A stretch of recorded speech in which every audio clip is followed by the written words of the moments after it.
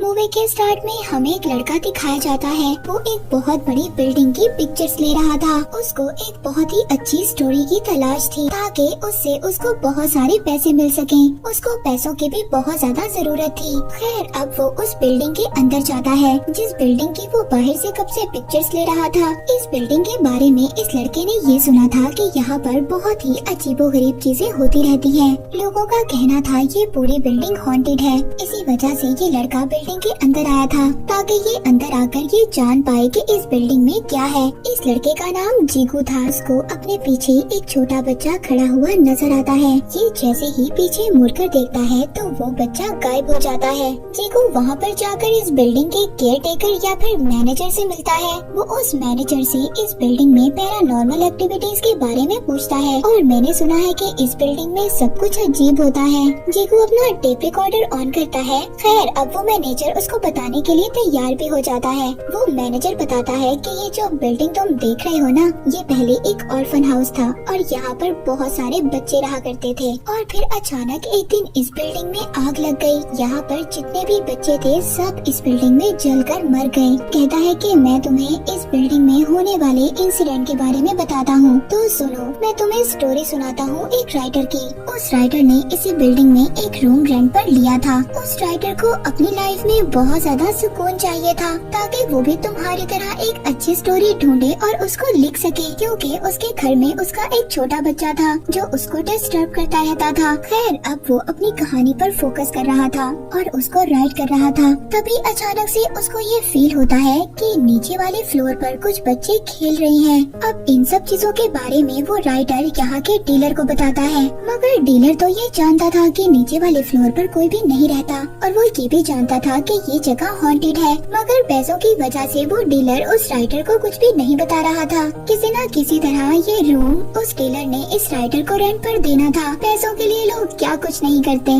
उस राइटर को तो नहीं पता था कि ये बिल्डिंग हॉन्टेड है। इसके बाद रात को राइटर अपने रूम में अकेला था। वो राइटर पानी पीने के लिए किचन में जाता है। जब वो वापस आकर देखता है तो उसका लैपटॉप गायब था। राइटर जब पीछे मुड़कर देखता है तो उसको एक बच्चे की हंसी की आवाज आती है, हा हा हा, और फिर फौरन से दरवाजा खुल जाता है। तभी उसका लैपटॉप अचानक से नीचे आकर गिरता है और एक बच्चा हाथों के बल भागता हुआ उसको नजर आता है। मगर जब राइटर जल्दी से पास जाकर देखता है तो उसको कुछ भी नहीं मिलता। अब राइटर नीचे वाले फ्लोर पर जाने का डिसाइड करता है जहाँ से उसको बच्चों की आवाज आ रही थी। राइटर जब नीचे जाकर देखता है तो वहाँ पर बहुत सारे बच्चों के शूज पड़े हुए थे। राइटर गुस्से में सभी शूज को एक पैकेट में डालकर गार्बेज में फेंक देता है। तभी उसी रात उस राइटर का दरवाजा नॉक होता है। राइटर जब दरवाजा खोलता है तो बाहर वो देखता है जिन जूतों को उसने कूड़े में फेंक दिया था वो जूते दोबारा से उसके रूम के बाहर पड़े थे। फिर दोबारा से राइटर का दरवाजा नॉक होता है।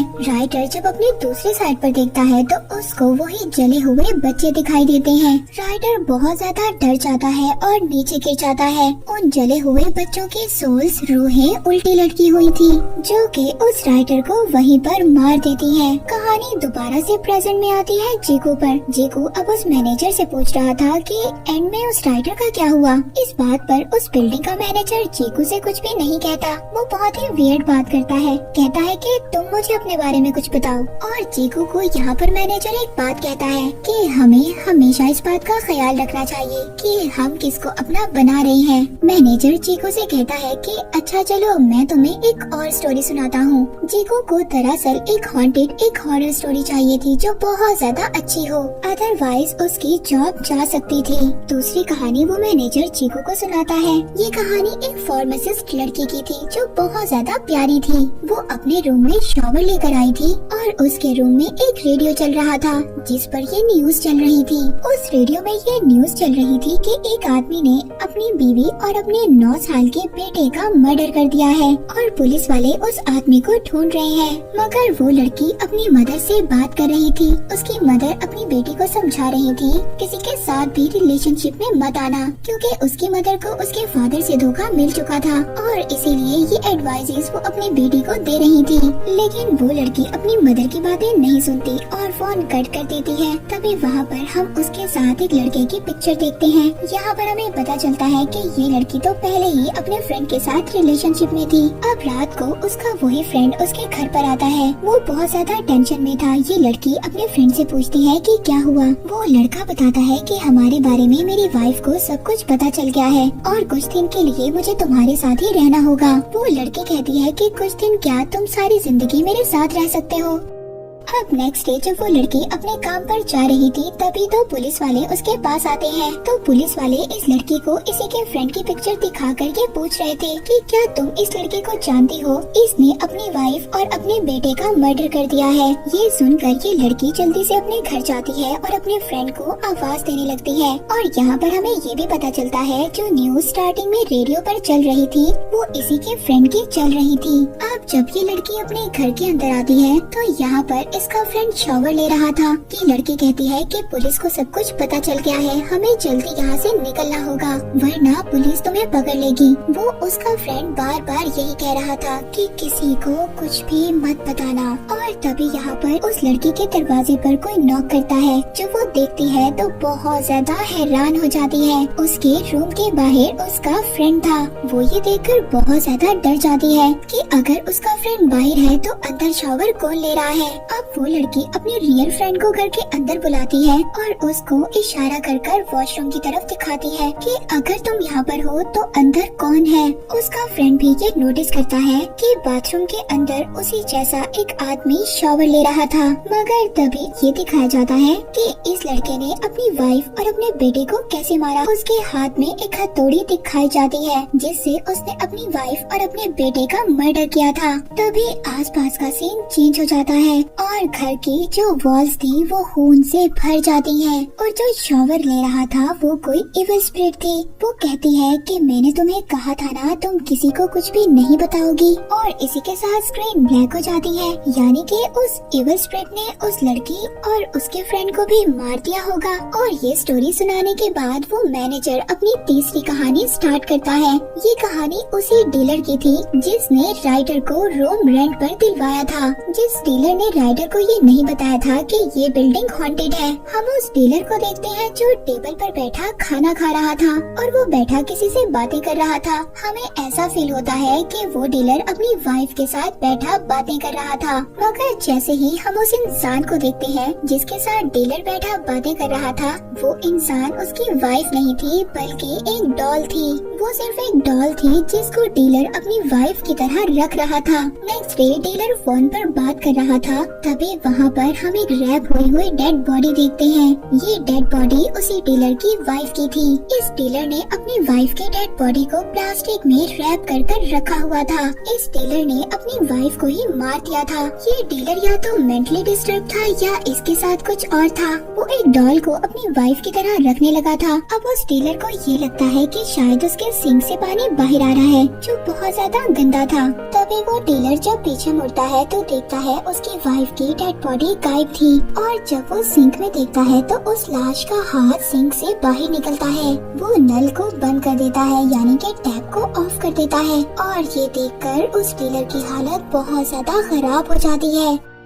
इसके बाद नेक्स्ट सीन में हमें दिखाया जाता है यही डीलर अगले दिन उसी डॉल के साथ बैठा खाना खा रहा था और तभी अचानक से इसको दोबारा से सिंक से आवाजें आने लगती हैं। जब वो सिंक की तरफ देखता है तो अचानक से उसकी डॉल पीछे से गिर जाती है। जब वो डॉल की तरफ देखता है तो उसके सामने उसकी बीवी की लाश थी। ये सब चीजें देखकर डीलर बहुत ज्यादा डर गया था और अब उसने खुद को एक रूम में लॉक कर लिया था। लेकिन उसको ऐसी आवाजें आ रही थी कि जैसे उसकी बीवी की डेड बॉडी प्लास्टिक से बाहर निकल रही हो और वो एक कबर्ड में छुप जाता है। तभी जो उसकी डॉल थी ना वो उसके पीछे आ जाती है और यहीं पर सीन कट हो जाता है। अब यहाँ पर मैनेजर ने चीकू को 3 कहानियाँ सुनाई थी। चीकू डीलर की स्टोरी सुनने के बाद उसी डीलर के पास जाता है जो अभी तक जिंदा था। वो मरा नहीं था मगर उस डीलर के दोनों हाथ कट चुके थे। इस बिल्डिंग इस मेंशन में जो भी कोई चीज थी उस चीज ने उस डीलर के हाथ काट दिए थे।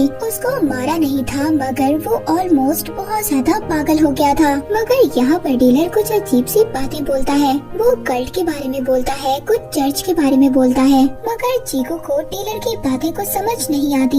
जीगू अब ये तीनों स्टोरीज लेकर अपने पब्लिशर के पास जाता है। जीगू का पब्लिशर कहता है, देखो कहानियाँ तो बहुत ज्यादा अच्छी है और बहुत ज्यादा हॉरर भी है, मगर तुम्हें इस कहानियों को और ज्यादा बड़ा करना होगा, जिससे ऑडियंस का इंटरेस्ट बढ़ेगा और तुम्हें पैसे मिलेंगे। जीगू को पैसों की भी जरूरत थी, तो अब वो दोबारा से उसी बिल्डिंग के अंदर जाता है, उसी मैनेजर के पास। वो उस मैनेजर के पास आकर कहता है कि मुझे और ज्यादा स्टोरी सुनाओ, मुझे और ज्यादा कहानियाँ चाहिए। वो मैनेजर हंसकर कहता है कि तुम्हें अभी भी ये कहानियाँ थोड़ी लग रही हैं, तो तुम्हें इस मेंशन से चले जाना चाहिए, क्योंकि यहाँ पर सिर्फ यही कहानियाँ थी। मगर जीगू को अब मैनेजर पर गुस्सा आ गया था। सुनो मेरी बात, तुम्हें मुझे कहानियाँ सुनानी होगी। यहाँ पर जितने भी इंसिडेंट हुए हैं तुम्हें मुझे उनके बारे में बताना होगा, और इसके लिए मैं कुछ भी देने के लिए तैयार हूँ। वो अपना रिकॉर्डर निकालता है और मैनेजर से स्टोरी सुनता है। वो केयर टेकर यहाँ पर हंसने लगता है और कहता है, सोच लो। अब यहाँ पर मैनेजर जीगू को स्टोरी नंबर 4 सुनाता है। जैसे जीगू ने पहले 3 कहानियाँ रिकॉर्ड की थी, ऐसे ही जीगू अब ये चौथी कहानी रिकॉर्ड कर रहा था। ये कहानी एक लड़के की थी जो अपने दोस्त के पास इसी बिल्डिंग में रहने आया था। वो लड़का पढ़ने के लिए अब्रॉड गया था, मगर किसी वजह से वो फेल हो गया। उसके बाद वो वापस आ गया और अपने दोस्त के पास रहने लगा। अब वो लड़का खैर अपने फ्रेंड से मिलता है और बहुत ज्यादा खुश होता है। वो लड़का अपने फ्रेंड के फेस पर देखता है, जिसके फेस पर बहुत सारे पिंपल्स बने हुए थे। उसके पिंपल्स में काफी ज्यादा इचिंग हो रही थी, जो काफी ज्यादा अजीब था। और वो लड़का अपने फ्रेंड के घर में जब खाना देखता है तो खाना बहुत ज्यादा गला सड़ा था। उस लड़के का फ्रेंड खाना ऐसे खा रहा था जैसे खाना बहुत ज्यादा टेस्टी और फ्रेश हो। वो अपने फ्रेंड को देखकर बहुत ज्यादा हैरान हो रहा था। जब उस लड़के का फ्रेंड अगले दिन अपने काम पर चला जाता है तो लड़का पीछे से जब उसका घर देखता है, वो उसके फ्रिज को ओपन करता है तो खाना तो बहुत ज्यादा गला सड़ा पड़ा था। वो अपने फ्रेंड के घर की सफाई कर देता है, मगर जब वो अपने फ्रेंड का रूम देखता है तो उसके रूम से बहुत ज्यादा बदबू आ रही थी, क्योंकि उसके फ्रेंड के रूम में बहुत ज्यादा ब्लैक मोल्ड थे, यानी कि उसके रूम में फंगस लगी हुई थी। और वहाँ पर उसके फ्रेंड और उसके पेरेंट्स की एक पिक्चर लगी हुई थी। वो पिक्चर तो बहुत ज्यादा गंदी थी, उस पर भी फंगस लगी हुई थी। अब वो अपने दोस्त के रूम को भी साफ कर देता है। उसका दोस्त जब वापस घर आता है तो वो देखकर शॉक्ड हो जाता है। वो अपने ही फ्रेंड को मारने लगता है कि तुमने मेरे घर को साफ करने की कोशिश कैसे की और तुमने मेरे पेरेंट्स को कैसे हाथ लगाया। अब इस लड़के को इस घर में बहुत ज्यादा सब कुछ अजीब लग रहा था। वो डर गया था। उसका ये मानना था कि जिस घर में ब्लैक निशान होते हैं वहाँ पर इविल स्पिरिट्स होती हैं। वो अपना सामान पैक करता है और यहाँ से जाने की तैयारी करता है। तभी उसको वहाँ पर स्मेल आने लगती है। जो रूम अभी कुछ टाइम पहले उसने साफ किया था वो बिल्कुल पहले जैसा हो गया था, और वो जो फंगस और ब्लैक निशान थे वो इसी पेंटिंग से निकल रहे थे। तभी वहाँ पर उस लड़के का फ्रेंड आता है। उसका फेस अजीब सा हो गया था। उस लड़के का दोस्त जब अपने फेस से हाथ हटाता है तो उसके फेस पर फंगस लग चुकी थी, और अब ये बात क्लियर हो गई थी। उस लड़के का दोस्त जिंदा नहीं था, वो मर चुका था। और तभी जब ये लड़का डरता हुआ पीछे को जाता है तो उसी पेंटिंग से ब्लैक कलर के हाथ बाहर आते हैं और इस लड़के को उस पेंटिंग के अंदर ले जाते हैं। तभी उसी रूम का डोर खुद ही बंद हो जाता है। और क्लियर बात ये थी कि वो लड़का भी इसी बिल्डिंग में मारा गया था। तो 12 से स्टोरी प्रेजेंट में आती है जीगू पर। जीगू उस मैनेजर से पूछता है, क्या ये पूरी बिल्डिंग किसी कल्ट ने बनाई थी? अब वो मैनेजर जीगू को यहाँ पर एक रूम की चाबी दे देता है। अगर तुम्हें सच जानना है ना तो खुद ही जाकर जान लो। और मैनेजर ने जीगू को जिस रूम की चाबी दी थी वो रूम नंबर था 1504। वो रूम इस बिल्डिंग के बिल्कुल लास्ट में था। जीगू जैसे ही उस रूम में जाता है वहाँ पर उसको एक टेप मिलती है, जिसको वो ऑन करता है। वो टेप किसी और का नहीं बल्कि उसी मैनेजर का था। इसके बाद हमें एक और सीन दिखाया जाता है जीगू के फ्रेंड का, जो जीगू के बारे में बैठे सोच रही थी, क्योंकि जीगू का बर्थडे था और जीगू ने अपनी इस इन्वेस्टिगेशन की वजह से अपना बर्थडे भी मिस कर दिया था। एक दिन उसकी फ्रेंड की नजर उसी रिकॉर्डर पर पड़ जाती है, यानी कि उसी पहली 3 स्टोरीज की रिकॉर्डिंग पर, जो जीगू ने की थी मैनेजर के बताते हुए। यहाँ पर शॉकिंग बात ये थी, जब जीगू की फ्रेंड ये टेप सुनती है तो उसमें तो सिर्फ जीगू की आवाज थी और तो किसी की आवाज थी ही नहीं। जीगू जिस आदमी का इंटरव्यू ले रहा था उस आदमी की तो आवाज ही नहीं थी। और तभी वो समझ आती है कि जीगू की जान खतरे में है। और वो फौरन से उस बिल्डिंग की तरफ निकल जाती है। दूसरी तरफ जीगू को दिखाया जाता है, उसने जो टेप उठाई थी उसमें से अचानक से आवाज आती है, सुनो जीगू, अगर तुम सुन रहे हो तो तुम सच्चाई जानना चाहते हो और ये कहानी मैं तुम्हें खुद बताऊंगा। यानी कि ये आखिरी कहानी, 5th कहानी उसी मैनेजर की है। वो मैनेजर जीगू को कहानी सुनाता है कि जब मैं इस बिल्डिंग में पहली मर्तबा आया था तो तुम्हारी तरह ही था, मगर फर्क ये है कि तुम यहाँ पर अपने लिए स्टोरीज ढूंढने आए हो और मैं यहाँ पर चोरी करने आया था अपने फ्रेंड के साथ। और इसके बाद हमें मैनेजर वाली कहानी दिखाई जाती है। हम मैनेजर और उसके फ्रेंड को देखते हैं जो कार में बैठे बात कर रहे थे। यहाँ पर हमें पता चलता है कि ये बिल्डिंग किसी ऐसे ने बनाई थी जो डेमंस की पूजा किया करते थे और उन्हीं लोगों के ढेर सारे पैसे इसी बिल्डिंग के एक रूम में थे। अब मैनेजर और उसके दोस्त को पैसों की इसलिए जरूरत थी क्योंकि मैनेजर की फ्रेंड की मदर हॉस्पिटल में एडमिट थी और मैनेजर के फ्रेंड को अपनी मदर के इलाज के लिए पैसे चाहिए थे। इस वजह से वो इस बिल्डिंग में चोरी करने आए थे और अब वो उसी रूम में जाते हैं 1504 में, जिसकी चाबियां मैनेजर ने जीगू को दी थी। वहाँ पर इनको कल्ट के लीडर की लाश मिलती है। तभी वहाँ पर मैनेजर का फ्रेंड वहाँ पर जो पड़ी हुई कबर्ड थी उसमें से बाल निकलते हुए बाहर देखता है। जैसे ही वो पास जाकर देखता है तो वो बाल गायब हो जाते हैं, मगर इस बात पर वो मैनेजर यकीन नहीं करता। वहाँ पर जो लाश थी ना उस कल्ट के लीडर की, उस लीडर की लाश के पाँव में कुछ घुंघरुओं को बांधा हुआ था और वहीं पर एक कपड़ा भी पड़ा हुआ था। यहाँ पर मैनेजर अजीब सी बात करता है, तुम्हें पता है कि इस लाश को दोबारा भी जिंदा किया जा सकता है और इसीलिए तो इस लाश को ऐसे चेनों से बांध कर रखा हुआ है। मैनेजर का फ्रेंड उससे कह रहा था, सुनो मेरी बात, ये जगह मुझे सही नहीं लग रही, हमें जल्द से जल्द यहाँ से चले जाना चाहिए। और तभी वहाँ पर मैनेजर को उस लाश के मुंह से एक चाबी मिलती है जो कि उसी अलमारी की थी जिस कबर्ड के पास उसके फ्रेंड ने कुछ बाल देखे थे। मैनेजर अब उस कबर्ड को खोल देता है। वहाँ पर मैनेजर को बहुत सारे पैसे मिलते हैं।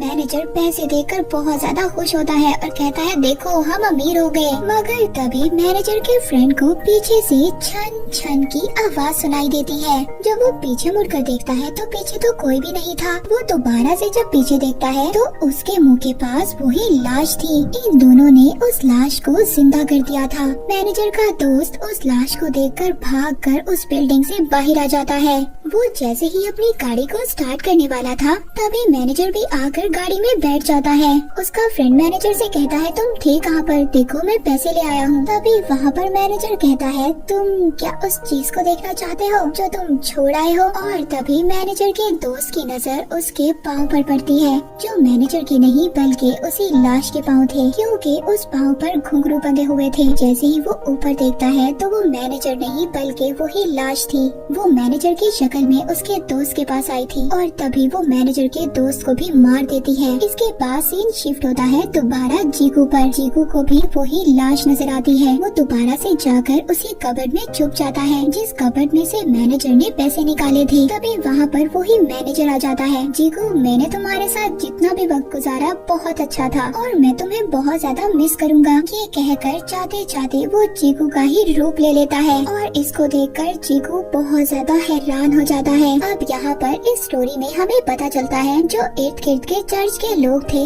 उनको ये बात पता चल गई थी कि इस बिल्डिंग के अंदर डेविल वर्शिप होती है और इसके बाद कल्ट के लीडर की लाश को इसी रूम में बंद कर दिया गया था जिस पर कुछ घुंघरू बांध दिए गए थे और उसे एक पावर से कैद कर दिया था। और पैसों के लालच में मैनेजर ने सारी गड़बड़ कर दी जिस वजह से वो लाश दोबारा से जिंदा हो गई। जितने भी लोग यहाँ पर रहने आए थे मैनेजर ने सबको मार दिया था और उस लाश को जो बेस्ट लगता था वो उसी की शक्ल ले लेती थी। अब जीगू उस कबर्ड में हमेशा के लिए बंद हो गया था। अब वहाँ पर जीगू की फ्रेंड आ जाती है। वो जब जीगू को वहाँ पर देखती है तो वो हैरान हो जाती है। उसकी आईज अचानक से ब्लैक हो जाती है और वो एक अजीब सी स्माइल देता है, यानी कि वो कोई और नहीं बल्कि वही कल्ट का लीडर था जो कि एक इविल स्पिरिट है। मगर जीगू की फ्रेंड समझ गई थी ये जीगू नहीं है। ये मूवी यहीं पर एंड हो जाती है।